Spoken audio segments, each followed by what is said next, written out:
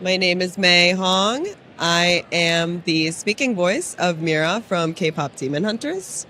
And this is Moana Nui podcast. Signing off. Happy fans.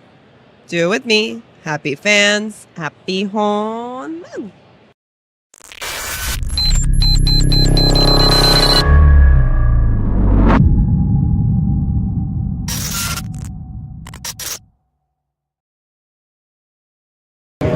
All right, and back here at Toylanta 2026 Moana Nui podcast, I'm James with... I'm Erik Araña, toy designer. And toy designer for some iconic toys, as well as some things that caught my eye 5 minutes earlier. How did you get into toy design, for starters? Well, I always kind of say I came from comics. I was trying to break into comics. I went to college for sequential art. So the kind of joke is that I have a degree in Batman. Fair enough. I kind of tripped and stumbled into toy design and stayed there because it was a good trip, and that's always fun. So, but yeah, I started in toy design doing C.H.A.O.S during 25th anniversary. Okay. Doing some designs for that, and then it kind of spiraled into doing Star Wars and doing more and more and more. And I basically, at the time, I wouldn't turn any job down. I would just, anytime a designer came to me and was like, we need freelance work, I would take it, even if it meant me staying up all night, staying up for way longer hours than I should have. Early designs, I was doing them on with pencil, on vellum, on light boards and light tables and stuff like that. And I literally sometimes was drawing these toys with my like few month old child in my one arm and drawing with the other.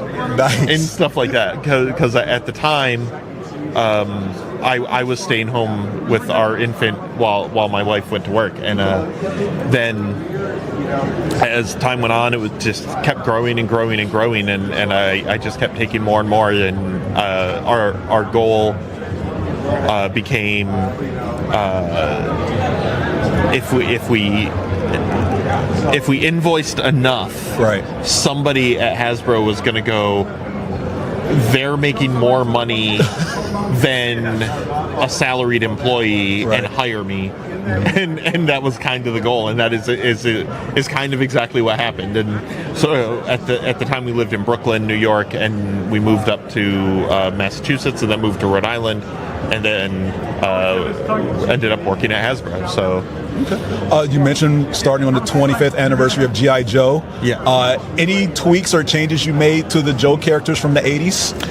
Yeah, I got to, with some of that stuff, I got to play around. Some of it made it into the toys, some of it didn't. Mm-hmm. As a freelancer, you don't have the final say and stuff. You're just kind of throwing in stuff that you want to do. But there was things like Blowtorch's gear. I kind of based it on fire jumpers, the crazy firefighters that jump into the forest fires, like from like planes. Like, it was just kind of nuts. And I also added I had found out at the time, because I'm a research gremlin when it comes to this stuff. Like, I get assigned a figure, or I decide to do a figure or whatever, and I go down a rabbit hole of research about the character or the figure or the specialty or whatever. And what I found out with Blowtorch was that flamethrowers are actually against the Geneva Convention. Oh. It's not a thing that's used anymore. I didn't know that either. by the military. So I was like, well, that's kind of weird. And that's why he's got the fire extinguisher that I added to the back of the belt. I was like, well, I should mediate this a little bit and kind of be like, well, maybe he should be more of a, maybe he does it, maybe the flamethrower and stuff like that is for controlled out of control fire situations and stuff, not to burn cobras alive. I mean, it is Cobra, they're a terrorist organization. They are, but they have health care. It is still a horrible, horrible way. They have better health care than most Americans, so that's kind of ironic. But any character that you enjoy aside from Blowtorch more than anybody else, so that stood out? For G.I. Joe, specifically, I was very, very proud of the Dreadnought 7-pack that we did. All of them. yeah, like it was a good set, and I worked on that set with another amazing designer named Wayne Park, and there was a couple of things we did in it that I was really proud of that were just fun. We had a lot of fun with the likenesses. A lot of the likenesses in that set are friends and Hasbro employees and stuff like that. But then the main thing was aging up Zanya, Zartan's daughter, who up until then had been kind of portrayed as a teenager. Okay. And my kind of attitude about when I aged her up was like, can we not put a teenager in a military dangerous situation and give her guns and stuff like that? Let's make sense, but for Zartan that would be on brand. Well, that would be on brand, yes, but they are the bad guys and stuff. I still felt awkward about it, so I was like, so I aged her up into her 20s. Like visually, her face is like a lot thinner and stuff like that, and she was. I'm also very proud about getting the first Zanya figure out there. Awesome.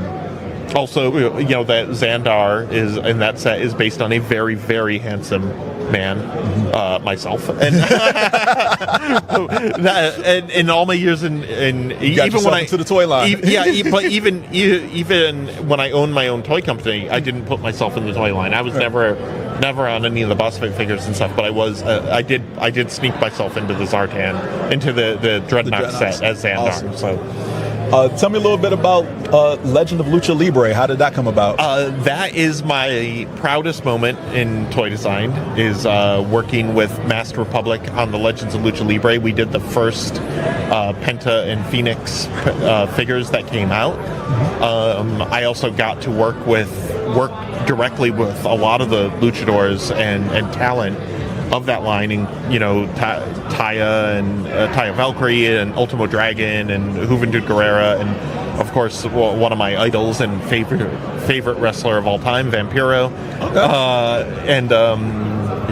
They were all. I don't have a bad story about any one of them, but they were all wonderful to work with and stuff. I got to travel around and be backstage at a lot of wrestling events and stuff, getting photos of tattoos and stuff like that and everything. It was a deep line. It was a great learning experience, and as a wrestling fan and a Lucha Libre fan, it was wonderful for me to work on. And that the Lucha Libre line led into the MLW line, which was again a great experience to work with MLW and work with the talent from there, Killer Cross and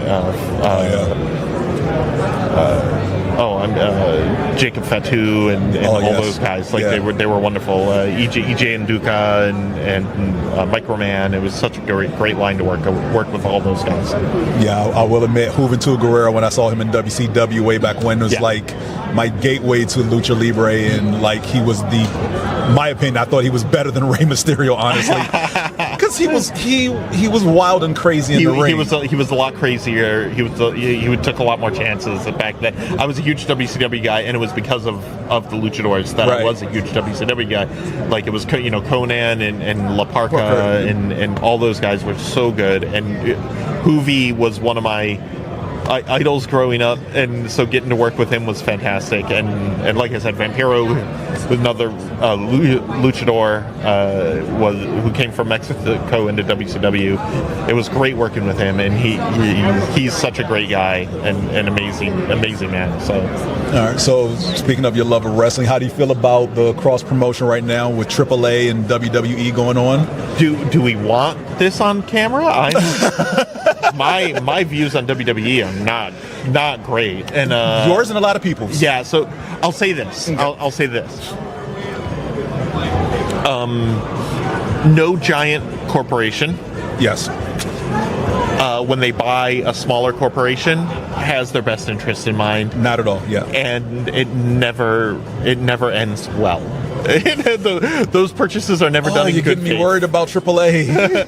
I love AAA. I love CMLL. I love CMLL. But I always worry when companies get bigger or get purchased by a larger company. Mm-hmm. It can mean bad things for the smaller company. Fair enough. The little guy is rarely served in good faith and in a proper way by the larger company. I've learned that personally myself, and I remember, back in the 2099 or whatever when they purchased ECW and then they purchased WCW, and those stories were changed. Those that history was rewritten, and what they say happened now is not what I watched happening at the time. Watching it and seeing the documentary, exactly. Not the same. It's not that. No, I'm like, that's not how that went and stuff like that. So it's interesting, and I hope that AAA it's different now, because but historically it has not been. So I'm glad that that a lot of luchadors and stuff are getting out there to a larger audience, and I think that's great. It's great for the talent, or it can be great for the talent. Right. But long term, will it really be? I hope so. But because I'm never against the talent. But I'm almost always against the large corporation. Yes, the corporate side of things makes the product we see on screen either worth or not. We love the people on screen. Exactly. The people behind can kind of muck things up. We don't like that. Okay, so you mentioned having your own toy line or your own toy company. Yeah. Working on your own product. What was that like? And what can we look forward to in the future or currently at this point? Well, when we first started Boss Fight, it was great. And all these things are always great until they're not. Okay. I'm not part of that anymore, and I'm trying to move on. It's been a rough few years. For me, for the future, I'm working on things and I'm doing things, but it probably won't be in the toy industry. It will be somewhere else. It'll be in something else or doing something else, because financially I can't fund a toy line, and I've seen how it actually goes. Even a Kickstarter can't fully fund a toy line completely, so it is very difficult in stuff like that, and it's not something I can do. I wish I could, because I love doing toys, and I'll continue to do toys as a freelancer, and possibly with maybe indie companies or something like that. But the larger companies and stuff they have no interest in me, and they probably shouldn't have an interest in me. If they look at my Facebook page, they'll realize that I'm not the person for them. Okay. But the truth is, I want to develop IPs and create worlds and universes and stuff like that. And there are other ways to do that besides toy. So I will probably be moving into other segments of the connected industries, but not necessarily toy. Like I said, I'll continue to do. I continue to work with Dime Novel Legends and Big Bad Toy Shop and stuff like that. Right. But in different, as a freelancer, not as a full on creator and stuff like that. So. So speaking of, is there like a dream IP you would like to work with or thought about? Like, I would love to get my hands on that character. My big two that I've never touched and wanted to is I've never gotten to work in the DC universe at all. Okay. and I've never gotten to work in Star Trek at all. And those are my two favorite IPs of all time. Okay. And those are my favorite universes, and I hope someday to work in them. But I also know that it will probably only be as a freelancer. So fair enough. It's also not the same as.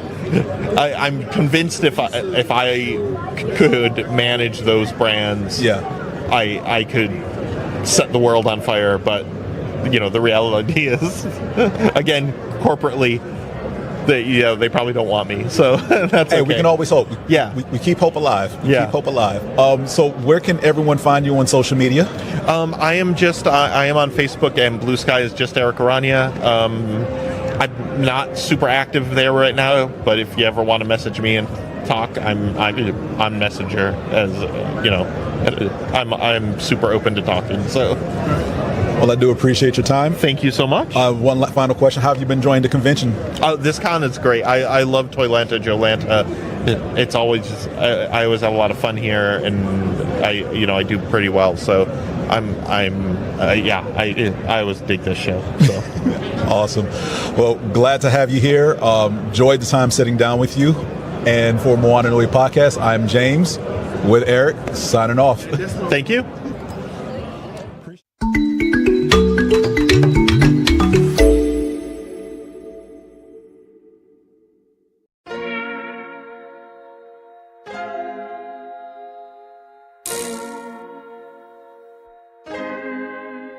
So many stories left to tell, even if we have to ourselves. Can't keep history on the shelf. If they won't tell it, we will. If this the land of the free was a freedom then, when they annexed Hawaii and called it Cedar Lands, without any type of payment and no signing off, called themselves a republic in 1894. 1.2 million acres overtaken from the native Hawaiians. When they resisted, the West retaliated in violence and erasure. The Hawaiian language was banned as part of colonialism's plan to expand, Stuck between a rock and a hard place. Multiple bombings of Ka Live as a part of their ongoing war with Asia. Used it as a place for target practice. No consent or compensation. Colonizers call for annexation. No work out for all the locals. School will never let you know. So many stories left to tell, even if we have to ourselves. Can't keep history on the shelf. If they won't tell it, we will. Too many stories left to tell, even if we have to ourselves. Can't keep history on the shelf. If they won't tell it, we will. We will. So if you put Hawaii into perspective, well, Black and Asian history is interconnected. Considering the fight with the Pacific, then of course, versus Asia, they was treated as a middleman for war, but didn't let the Western colorism run its course, cause dark skin was a sign of dignity to core. The land was taken in the name of capitalism, when prior to it was an actual kingdom. Clap back at the system. Stuck between a rock and a hard place. Multiple bombings of Ka Live as a part of their ongoing war with Asia. Used it as a place for target practice. No consent or compensation. Colonizers call for annexation. They work out for all the locals. School will never let you know. So many stories left to tell, even if we have to ourselves. Can't keep history on the shelf. If they won't tell it, we will. Too many stories left to tell, even if we have to ourselves. Can't keep history on the shelf. If they won't tell it, we will. So many stories left to tell, even if we have to ourselves. Can't keep history on the shelf. If they won't tell it, we will. Too many stories left to tell, even if we have to ourselves. Can't keep history on the shelf. If they won't tell it, we will. We will.